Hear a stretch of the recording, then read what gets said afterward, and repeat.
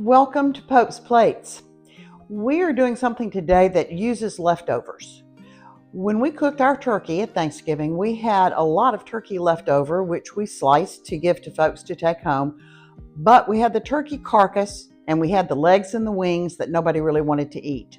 So we decided we're going to make turkey carcass soup. One of the interesting things about Thanksgiving at our house is that most people in our family don't like dark meat. So it might have been smarter for us just to get a turkey breast and roast it. But then you don't have the beautiful turkey sitting on your table, which is what the Thanksgiving picture is all about. So what we're faced with now is using the rest of the turkey. So we're making turkey carcass soup today. And we've got some celery that we're going to cut up in some relatively small pieces.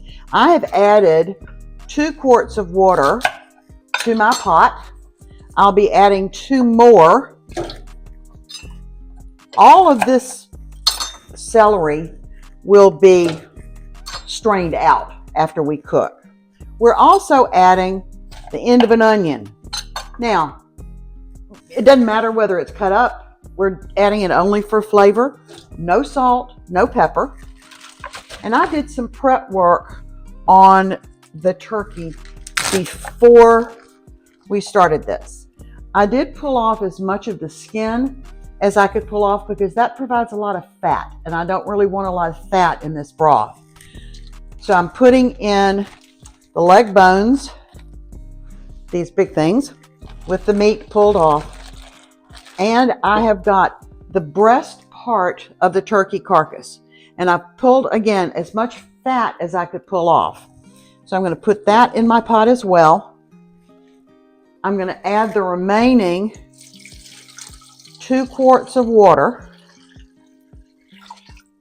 We're going to turn the heat on high, bring this pot to a boil, reduce it to simmer, and then we're going to wait an hour until the carcass has cooked and the meat has fallen off of the bone, and we'll take our next step toward making the soup. Now that we've got it to a boil, we're going to turn the heat down to simmer. We're going to cover our pot and let it cook. We've got this now to a high boil. Look at how beautiful this carcass looks in the broth.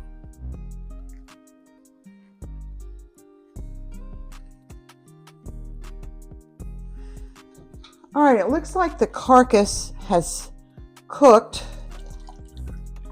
Yeah, not very pretty. It's got some pieces of meat on it, so I'm going to put it on this plate and I will let it cool a little bit before I dig in to get the pieces of meat off. I'm actually going to clear out the rest of the bones. There's one of the leg bones. Now there's another one of the leg bones along with a piece of the stringy celery. There should be one more bone in there. I got it. Okay, I'm going to let that cool. I'm going to take the pot to the sink and drain this liquid into a new pot. This is a pretty heavy pot, so I'm going to try to pour slowly into a wire mesh strainer. And I'm pouring this into a second soup pot, to which we will add all of the other ingredients. Well, it looks like there are a couple of pieces of meat in the pot, so I'll dig those out. But the rest of this we've strained, and we've got some nice clear broth in the pot. So I'm going to step away, put this pot back, and dig these pieces of meat out. This soup has more ingredients than you can almost count. We've got them spread out on the counter. The first thing I'm going to do is cut the celery. And again, you want small pieces. Now this is going to cook for a while, so they don't need to be tiny. And you'll notice that I've got a piece here that has the greenery on it. I'm going to add that because that kind of makes the soup pretty. Just going to cut a little bit of that too. Get the carrots here out of the way. And again, you slice this as thinly as you can this makes a really good soup to freeze. We put it in quart containers, and this will make, maybe 6 quarts, maybe more. So if you've got friends that did not celebrate with a full turkey dinner and you want to take them some turkey soup, this will certainly be a great thing to take them.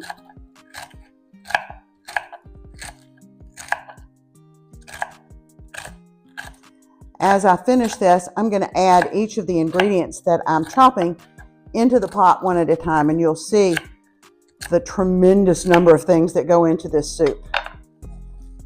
So celery in.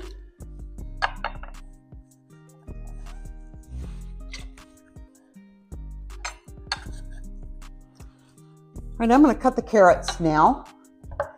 I've got 4 medium-sized carrots. I'm going to slice them as thinly as I can because it does take these a good while to cook. Now, the soup is going to simmer for a long time. That helps the flavors to meld. I'm going to finish cutting these carrots. Add 2 of the other ingredients, a whole onion and a 1.5 cups of very thinly shredded green cabbage. When I finish that, I'll come back to you.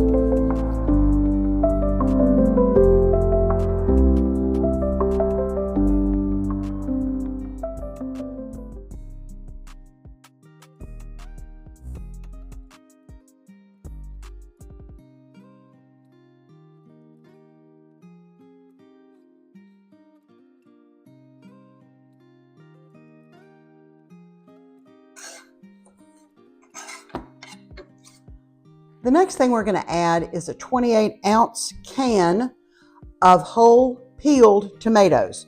I'm going to put these in a bowl here, and you will notice I've taken off my rings and my watch because clean hands, you go in and you squish the tomatoes so that you get smaller pieces of tomatoes in the soup.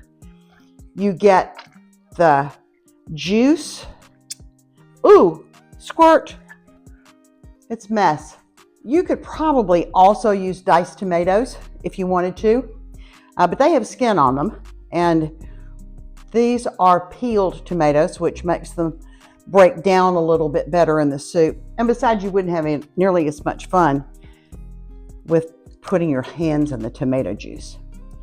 Okay, that's about as good as it's going to get. I'm going to add the tomatoes to the pot. I'll dry my hands off a little bit, and my shirt off a little bit. Now the rest of the ingredients, there are 7 or 8 of them. We're going to add some salt. There are about 7 or 8 other ingredients that go in here. The actual measurements are going to be in the description box below, but I'm adding salt, pepper, basil,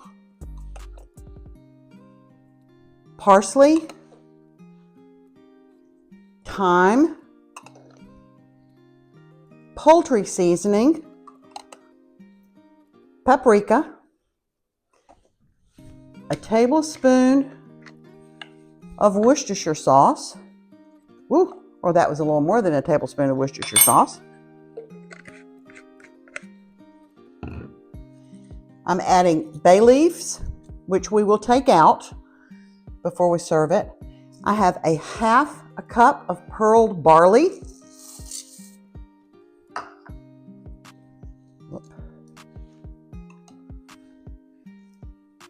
A 1/2 cup of long grain white rice. And we're going to use maybe 1/2 of this bowl of shredded turkey, which gives heft to the soup. I'm just putting handfuls in. We will save the rest of this for potentially some turkey sausage in the future. All right, I'm going to stir this, get it on the stove over a low heat. This will simmer at least for another hour, maybe a little bit longer, until all of the vegetables are fork tender. We'll be back with the finished soup. The soup is ready. It's a big pot of soup.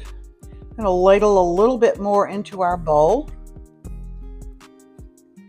You can see the brilliant color of orange and red from the tomatoes, the barley and the rice, a little bit of this green from the celery. This looks so good. I hope you enjoyed today's recipe. If you make it, please let us know in the comment box below. We invite you to subscribe to our channel if you have not already subscribed. And until we see you again, let's keep cooking.